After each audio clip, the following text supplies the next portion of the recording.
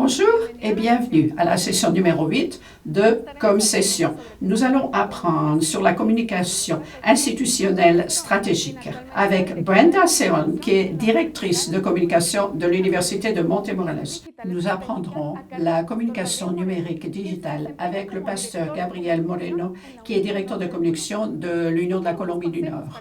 Et ensuite, nous aurons quelques conseils sur le réseau social de Andrea Rincon, collaboratrice de la communication numérique au nord de la Colombie aussi. Et aussi le frère Rivera qui se trouve dans l'Union salvadorienne. Et je vais vous raconter un récit imaginaire, mais il contient certaines nuances réalistes. Il y avait environ, je ne vais plus envoyer mon enfant, disait une maman, à cette promenade scolaire, parce qu'il est rentré à 3 heures et il était complètement déçu et il est rentré à 8 heures du soir. Quand elle a pu me raconter sa mauvaise expérience, le garçon a dit que la personne criait et était de mauvaise humeur pendant toute la sortie scolaire. Ensuite, ça ressemblait à un exercice militaire. La personne ne connaissait pas l'endroit où ils se rendaient non plus et ils se sont retardés de 5 heures. Et en plus de ça, mon fils avait pensé pouvoir jouer sur le terrain de foot et il n'a pas pu le faire. Puis, on leur a présenté un séminaire sur les finances alors que mon enfant n'a que 10 ans, il n'avait rien compris. On leur a donné un petit cadeau et le repas qu'on lui a servi, c'était des aliments très épicés. On voyait bien que les personnes qui avaient organisé ça n'avaient pas du tout l'idée du niveau des enfants. Donc, je vous parle de ces 5 heures d'attente et il n'y avait pas d'informations et les parents attendaient. Que pouvons-nous apprendre pour avoir une communication institutionnelle stratégique? J'ai pensé à 7 points importants qui sont les plus importants. Numéro 1, la congruence. Quel est le message des valeurs de l'organisation pour laquelle nous travaillons? Comment est-ce qu'ils veulent qu'ils soient perçus par le public? Une fois, j'ai écouté un expert en communication organisationnelle et cette personne avait droit. Peu importe ce que nous essayons de faire, la perception des personnes qui nous écoutent, c'est la réalité pour eux. Si nous disons que nous sommes missionnaires, que nous sommes en bonne santé et innovateurs, il faut s'assurer que les personnes nous perçoivent comme cela. Pourquoi ça crédible? Il faut que le comportement corporatif soit congruent. Numéro 2, créons une culture de communication. Il s'agit d'une question nouvelle, d'un sujet nouveau. Ce n'est pas vraiment nouveau, mais durant les 35 dernières années, nous avons vu qu'il faut former une culture de communication. Il faut beaucoup de patience et de travail pour obtenir un changement. Il y a toujours une résistance envers les changements. La communication a toujours existé. Bien sûr, nous communiquons tout le temps, mais il s'agissait d'un travail technique plutôt. Les entreprises ont changé et ont considéré complètement qu'il y a une nouvelle ère. Nous devons donc profiter de ce moment pour créer cette culture de communication pour l'entreprise pour laquelle nous travaillons. Numéro 3, et s'assurer que le public est à différents segments. Par exemple, dans une université, pour l'avenir des étudiants est différent de ce que les employés pensent. Ce que l'Église communique au sujet des réunions ou des règlements est différent. Il faut donc considérer le public pour concevoir la communication. La théorie de la communication institutionnelle s'occupe du public interne et du public externe. Le public interne, c'est nos collaborateurs de travail. Et ceci va nous aider à modeler nos valeurs et voir comment nous pouvons être mieux perçus. L'externe est important parce qu'il s'agit des personnes avec qui nous pouvons entrer en contact. Si c'est une église, il faut penser à la communauté que nous désirons amener à Jésus. Il faut que ce soit interne ou externe, il doit y avoir certains canaux de communication adapté au public. Numéro 4, l'usager primaire. Nous ne considérons pas quelquefois l'usager. En ce moment, la technologie a permis que l'usager ait une participation active dans la communication. Il ne s'agit plus que l'entreprise communique simplement et les usagers sont silencieux. Ça n'est plus unilatéral. Il faut beaucoup de campagnes de marketing que nous voyons autour de nous pour vendre des produits ou des services. Que peux-tu faire au milieu de toute cette concurrence? Il faut donc prendre une décision sur le fait que nous allons interagir avec notre public. Il faut le connaître ses besoins, ses désirs, et ceci nous aidera à avoir une communication efficace. Numéro 5, une identité. Quelle est notre identité en tant qu'Église adventiste? Depuis 2017, nous avons présenté une nouvelle image. Nous n'avons plus à essayer de changer le logo ou l'adapter. Tout ceci a déjà été fait. Le message que nous voulons communiquer est le même. Travailler en communication ne veut pas dire être isolé dans la stratégie. Les documents qui sont créés par l'organisation et l'administration doivent suivre le même plan de planification. Numéro 6, quelle est la planification? Nous avons tous les événements, des camps, des retraites, des réunions et des campagnes d'évangélisation. Il faut que nous communiquions immédiatement sur le réseau social tous ces événements. Mais souvent, nous connaissons d'avance, quand nous allons voyager, l'horaire du train ou de l'avion. Donc, nous devons mettre en pratique ceci pour que nous puissions produire et mettre en pratique. Numéro 7. Se préparer pour la crise. Nous ne savons jamais quand il va y avoir une crise. Il faut donc être préparé d'avance pour nous aider à agir au moment approprié. Pour cela, il faut nous préparer même quand nous ne sommes pas en crise. Il faut donc développer un manuel pour être prêt au moment des crises. Donc, dans la session 6, vous verrez que notre sœur prépare un plan en cas de crise.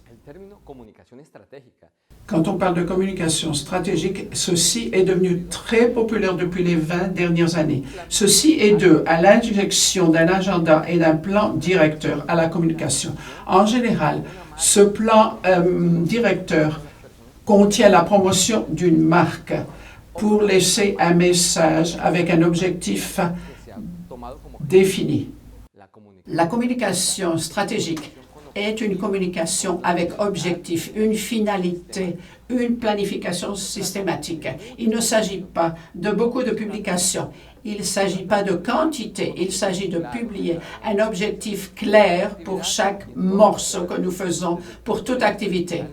Du point de vue numérique, il s'agit d'utiliser différentes plateformes et de tenir compte du public. Il ne s'agit pas de savoir que c'est la même communication sur Instagram ou Facebook ou n'importe quelle plateforme sociale. Il faut utiliser un langage qui est utilisé par chaque réseau social. Sinon, je ne serai pas efficace, je perdrai mes efforts et mon travail. Étudier chaque jour davantage les réseaux sociaux pour obtenir l'objectif. Il faut un calendrier de publications. Qui va publier? À quelle heure va-t-il le faire? Quel est l'objectif de ce morceau?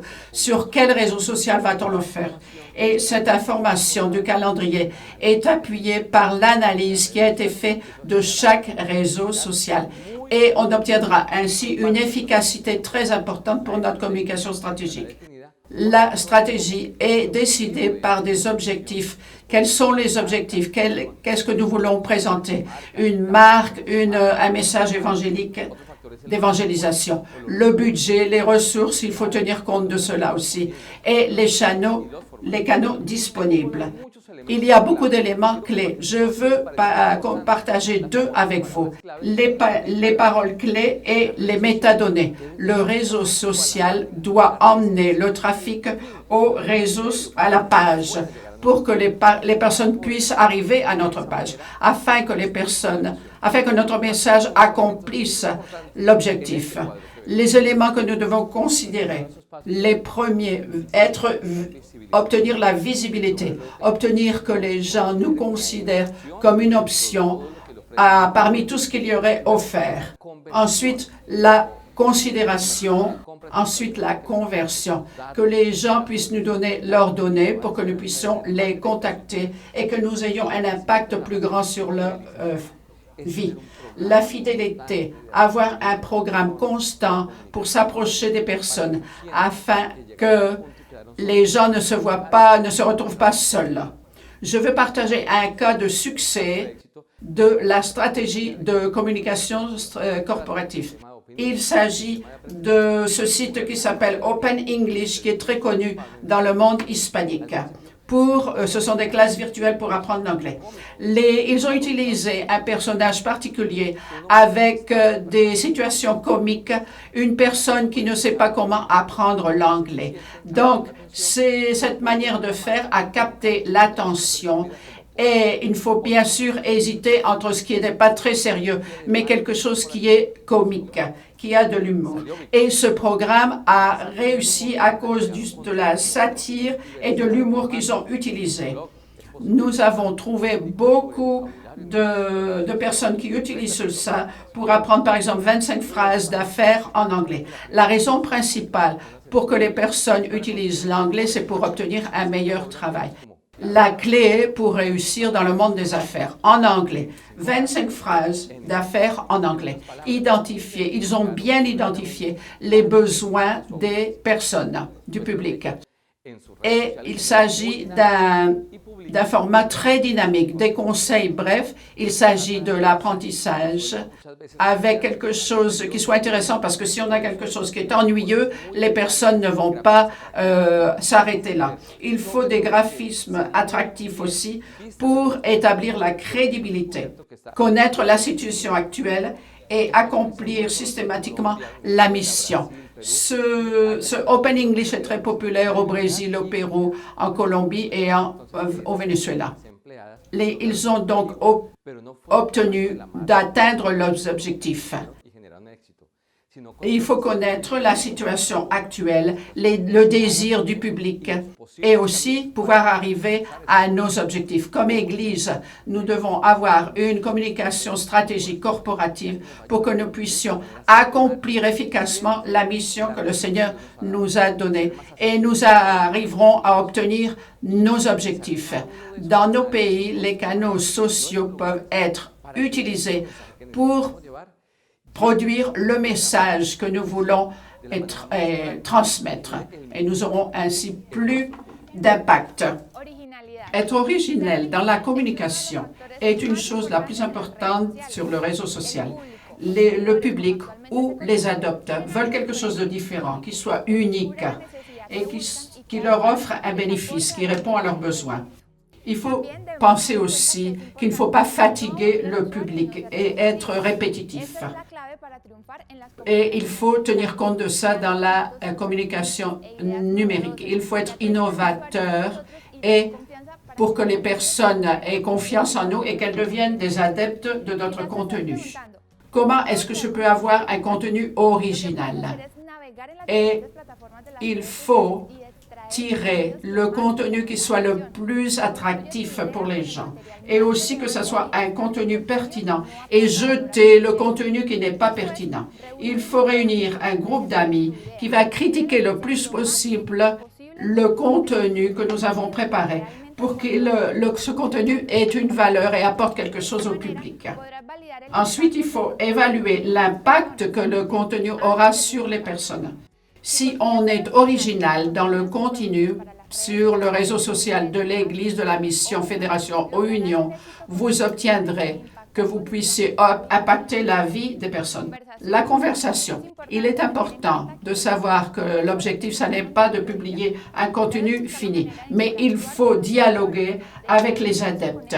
Il faut leur montrer qu'on les écoute et que le contenu a été préparé particulièrement pour eux. La publication nous pouvons permettre que les personnes posent des questions et que nous puissions leur apporter quelque chose de personnel.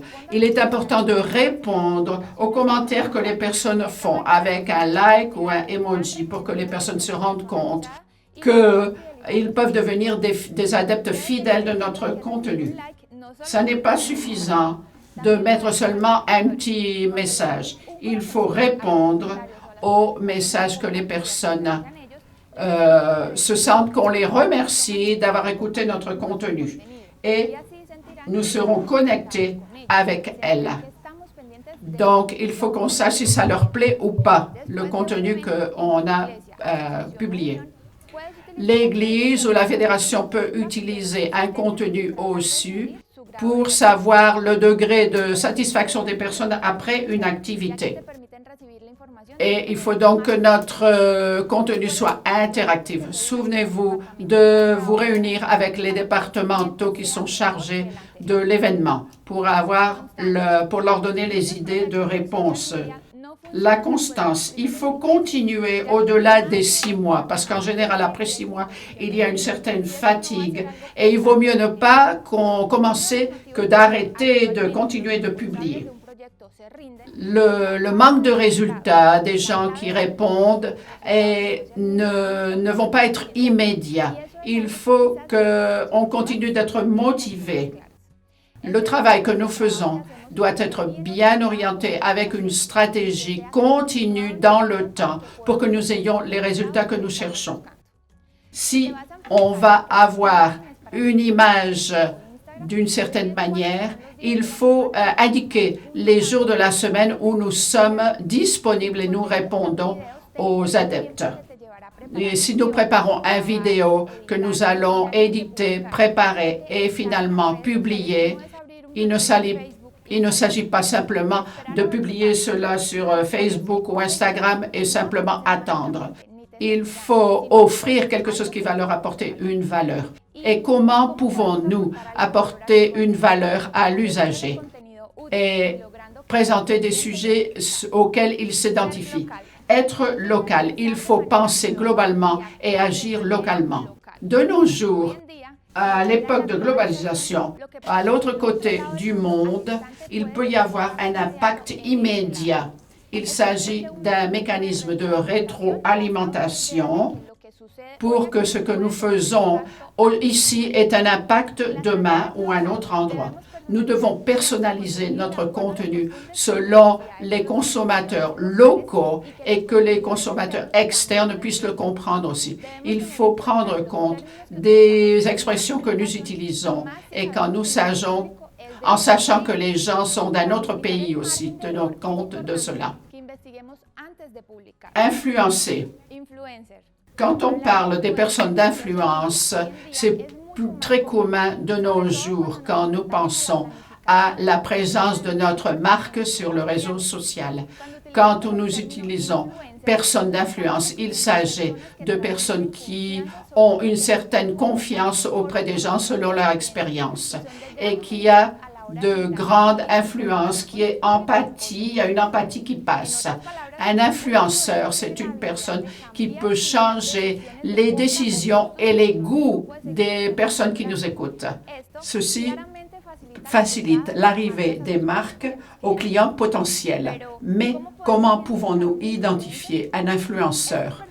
Ces personnages se détachent sur le réseau social par la qualité de leur contenu et ils présentent un sujet particulier. Cherche dans ton Église les personnes d'influence qui agissent positivement sur les autres et demande-leur d'être tes collaborateurs quand il s'agit du contenu que tu vas présenter. Il ne s'agit pas toujours de ces personnes-là, mais il est très important d'identifier quels sont ces influenceurs qui transmettent les valeurs qui ont à voir avec notre projet. Chers amis, bienvenue. Aujourd'hui, nous allons parler de la publicité stratégique. Je veux commencer avec une question. Qu'est-ce que vous croyez? Est-il nécessaire pour notre Église de faire de la publicité. Pour certains, c'est un mot qui nous fait penser à des grandes marques qui ont beaucoup d'expérience dans le marketing. Et vous serez d'accord avec moi pour que ceci leur a permis d'être où ils se trouvent maintenant dans l'esprit des gens. Pensez à la publicité. Nous dirige vers les aliments, par exemple McDonald's, Starbucks, et nous voyons le logo qu'ils utilisent, la marque. Dans le cas de McDonald's, c'est un M jaune partout dans le monde entier.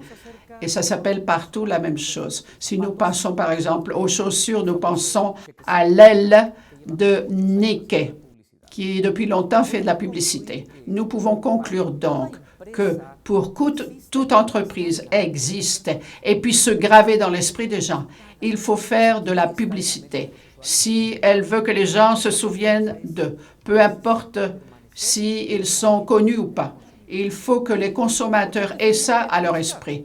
Pourquoi disons-nous que c'est une publicité? Nous pourrions le dire d'une manière que c'est le processus de communication qui a une caractéristique spéciale quand il s'agit de publicité. C'est un processus de communication contrôlé qui veut se faire connaître. Quoi? Un produit, un service, quand il s'agit des institutions. L'Église adventiste du 7e jour offre un service, un produit particulier avec lequel elle travaille et elle le fait connaître. Son but, c'est d'influencer en ce qui concerne les produits, faire accepter son produit ou son service. Et c'est ce que nous appelons la publicité. Divisons cette conversation en deux parties.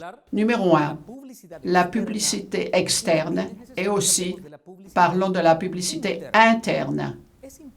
Il est important, quand nous faisons de la publicité, de créer une stratégie au moment de lancer cette publicité. Dans quel but?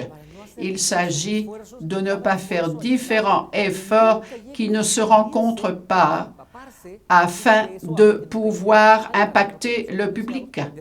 Et nous ne sommes pas donc sur le même chemin tous ensemble. Parlons d'abord de la publicité externe, c'est-à-dire qui va vers l'extérieur. Pensons à l'Église adventiste. Pensons à notre nom qui se trouve sur les églises, sur les temples. Et quand nous partons à un autre, quand nous allons dans la rue pour faire un défilé ou une manifestation sur la santé, par exemple, ou aussi le logo de notre Église sur un T-shirt, aussi un autocollant sur les voitures. Et aujourd'hui, la publicité à travers le réseau social est important aussi. Avant de continuer, pensons à quelque chose. Les grandes marques ont une uniformité dans leur publicité. Les couleurs, la forme, le logo. En tant qu'Église, est-ce que nous faisons cette publicité externe selon ces critères? Parlons un peu de la publicité interne, celle que nous faisons à l'intérieur. Pensons à l'intérieur de l'Église, quand nous faisons une publicité, qui est notre consommateur, qui sont nos clients au moment de faire notre publicité. Il est très facile de voir le département de jeunesse, des enfants, le ministère des femmes, l'économie financière, les activités, les événements que nous préparons. Et tous ces départements vont aux communications pour les aider à communiquer les événements. Il est important que nous ayons notre image corporative et unifiée pour que nous utilisions toujours le même logo pour que notre publicité soit efficace. Il faut donc utiliser un outil très simple, mais joli. Brief. Une note brève. Qu'est-ce que c'est? Pour un ingénieur, c'est le plan, la base sur laquelle on va construire. Pour faire une publicité, il faut utiliser une note brève. Il n'y a pas de modèle spécifique, mais il faut qu'il réponde aux questions suivantes. Qu'est-ce qu'on va faire? Quel est l'objectif? Quel est le but que nous voulons impacter, à qui nous voulons arriver? Le ton de la communication est très important. Il faut le définir. Est-ce que c'est promotion ou institutionnel? Comment est-ce que je vais le faire? Toutes ces questions, il faut y répondre. Quand est-ce que je vais lancer cette publicité? Et combien ça va me coûter? Le coût n'est pas seulement déterminé par l'argent, mais aussi par le temps qu'on y consacre et l'objectif que je vais atteindre. C'est un outil très pratique qui nous permet d'identifier ce que nous allons faire au moment de le faire. C'est un outil qui utilise le sigle de l'Église. Et voyons ce mot « SMART », S spécifique, M qu'on peut mesurer, A qu'on peut atteindre, R réaliste et T qui se trouve dans le temps, le laps de temps que nous allons utiliser. Souvenons-nous de ces détails. Ensuite, nous allons parler des facteurs qui sont nécessaires au moment de faire une publicité, parce que derrière nos actions, il doit y avoir une stratégie bien planifiée, c'est-à-dire un processus qui commence avec l'analyse des objectifs à court terme et à long terme, et à terme moyen aussi. Donc, il faut préparer des stratégies pour obtenir nos objectifs. Notre Église a besoin de faire de la publicité à l'intérieur et à l'extérieur. Faisons cela.